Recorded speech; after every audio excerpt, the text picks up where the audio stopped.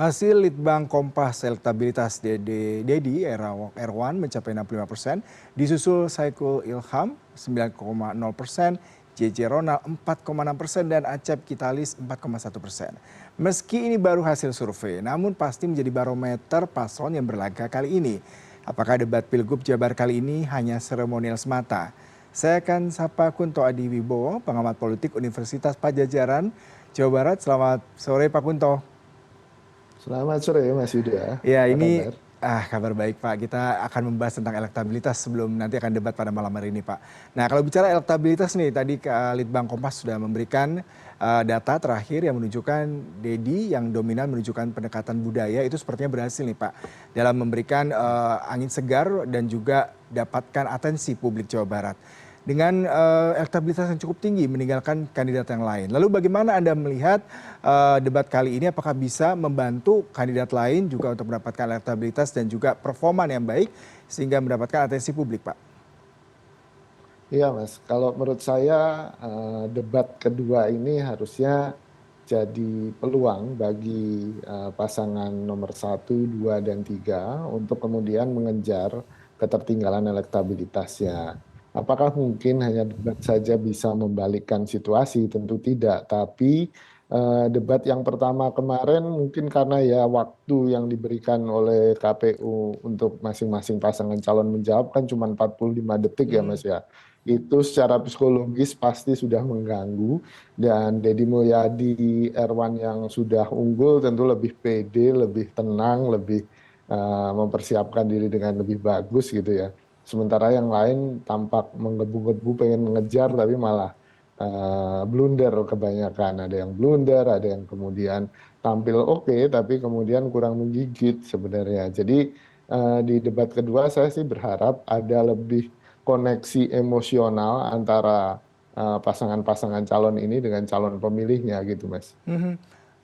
Pak Kunto kalau kita melihat koneksi emosional ya, chemistry mungkin ya kalau kita bisa salah satu menjabarkan. Nah dari paslon pasangan mereka seharusnya bisa terjalin. Apakah ini memang sebelumnya kalau Dedi sendiri punya pendekatan khusus ya, salah satunya kalau kita lihat secara budaya, kemudian juga bagaimana dia dikenal lebih banyak oleh publik dibandingkan mungkin oleh paslon lainnya. Nah bagaimana dengan waktu yang terbatas untuk bisa meningkatkan tadi elektabilitas dan chemistry antara para cagup dan cawagupnya Pak?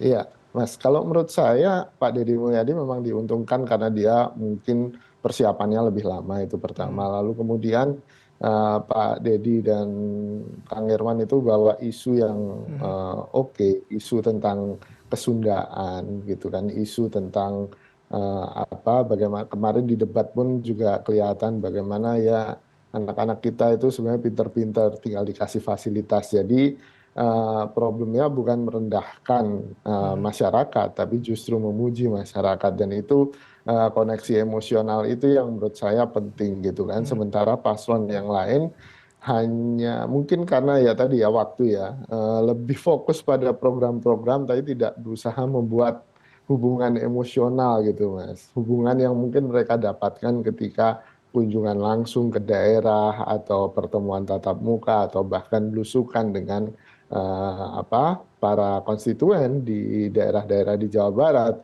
itu kan bisa jadi cerita, itu kan bisa jadi semacam menggelitik emosi kita, tidak hanya soal kesedihan, tapi juga sukacita, tapi juga harapan. Nah ini yang kemudian di debat pertama itu nggak agak hambar karena bumbu-bumbu emosi ini kemudian nggak muncul dalam debat kan.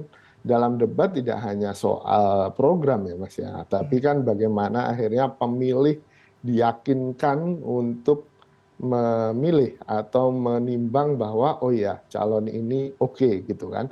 Dan kita lihat di Pilpres misalnya debat kalau hitung-hitungan program atau yang rasional mungkin Pak Anies lebih menang, tapi kan Pak Prabowo mampu membuat koneksi emosional itu dengan para pemilihnya Mas gitu. Mhm.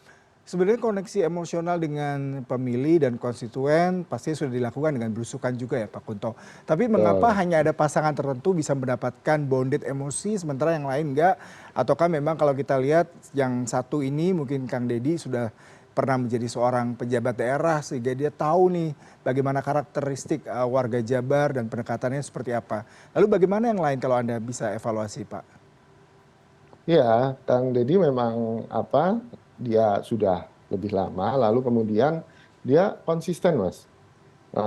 Konsisten terus dengan menggunakan identitas dia, dengan Mhm. ikat Ya. Sundanya, gitu kan, dengan apa bahasa Sundanya yang medok, Mhm. dengan apa ungkapan-ungkapan Sunda yang memang dekat dengan pemilih gitu kan, itu menurut saya keunggulan Deddy Mulyadi. Sementara JJ walaupun juga pernah memimpin daerah di Jawa Barat gitu kan, karena mungkin persiapannya agak mendadak ini sehingga nggak sempet mikirin sebenarnya kepribadian seperti apa yang mau ditonjolkan, sisi emosional seperti apa yang mau digarap itu untuk pasangan nomor dua ya. Mhm. Dan kalau di debat kemarin wakilnya lebih oke tuh Mas. Mhm. Ronald lebih bisa artikulatif dan ekspresif dengan kemudian memberikan apa ya singkatan-singkatan yang menarik itu juga menurut saya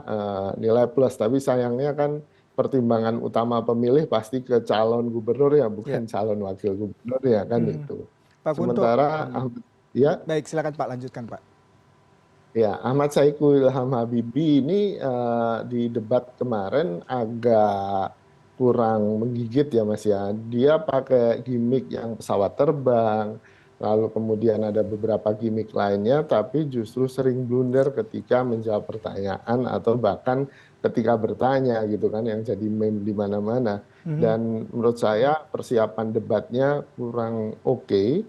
Dan Pak Saihu sendiri kan sebagai presiden PKS harusnya punya penguasaan yang lebih bagus ya tentang isu-isu yang ada di Jawa Barat. Bahkan beliau sendiri pernah jadi wakil wali kota Bekasi kan Mas gitu. Mhm. Mhm. Nah Pak Acep Padang Ruhyat dan Mbak Gita ini justru terkesan lebih muncul, lebih menonjolkan sisi religiusitasnya. Dan ini menurut saya bukan berarti jelek, itu bagus, tapi sayangnya bangunan religiusitas itu tidak konsisten kemudian ditunjukkan selama debat gitu kan, malah di akhir ada rungkat dan segala macam. Nah, menurut saya konsistensi ini penting buat pemilih kemudian mengevaluasi apa pemimpin seperti apa yang dia inginkan dan tawaran-tawaran apa yang dia inginkan.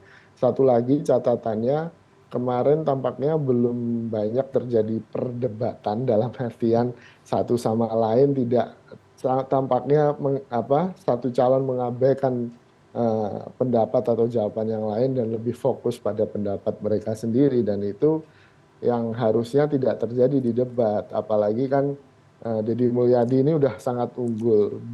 butuh calon-calon yang lain juga butuh untuk kemudian menguliti lah istilahnya kebijakan-kebijakan masa lalu atau bukan visi visi misi dan program ke depannya untuk menunjukkan ini loh yang kurang pada pasangan Deddy Mulyadi Irwan Setiawan sehingga itu bisa menarik 34% lebih Yap. pemilih yang masih belum yakin ini Mas di Jawa Mhm. Barat gitu. Mhm. Pak Kunto tadi ada katakan 30% lebih sebenarnya pemilih masih bisa digenjot ya oleh para kandidat lain untuk mengambil peluang. Nah, tema pada malam hari ini terkait dengan isu toleransi agama, lingkungan hidup dan inovasi dan budaya inovatif. Nah, bagaimana Anda melihat para kandidat ini bisa memaksimalkan tema sehingga tadi tidak hanya sekedar pemaparan tapi juga mereka bisa saling adu argumen. Iya, Mas. Menurut saya ini peluang sebenarnya untuk kemudian tadi dalam bahasanya saya menguliti atau menyerang Deddy Mulyadi Irwan Setiawan terutama di masalah toleransi keberagamaan atau bahkan di beberapa sektor dengan budaya inovatif. Ahmad Saiku Ilham Habibie mungkin bisa menjual isu itu, innovativeness atau budaya inovasi itu. Dan kemudian asal kalau di debat nggak kemudian baca lalu kemudian nggak blunder gitu Mas. Dan pasangan JJ Wiradinata Ronald Surapraja mungkin bisa bisa lebih menukik ke problem-problem toleransi juga dan budaya yang ada di Sunda.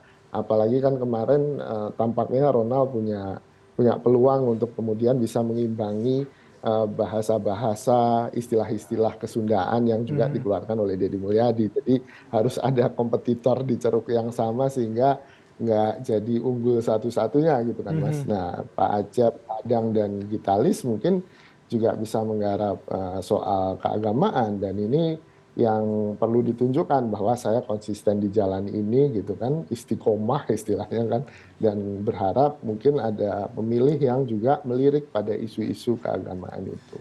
Menarik sekali Pak Kunto, memang perdebatan kali ini menjadi salah satu parameter ya bagi para paslon untuk meningkatkan elektabilitas seperti tadi harapan Anda dan kita semua tidak hanya menampilkan visi misi tapi juga memberikan sebuah show yang menarik dan menjadi momen mereka untuk menunjukkan kemampuan mereka apabila mereka terpilih nanti sebagai pimpinan di Jawa Barat. Terima kasih untuk waktu dan perbincangannya. Salam sehat Terima selalu kasih. Pak.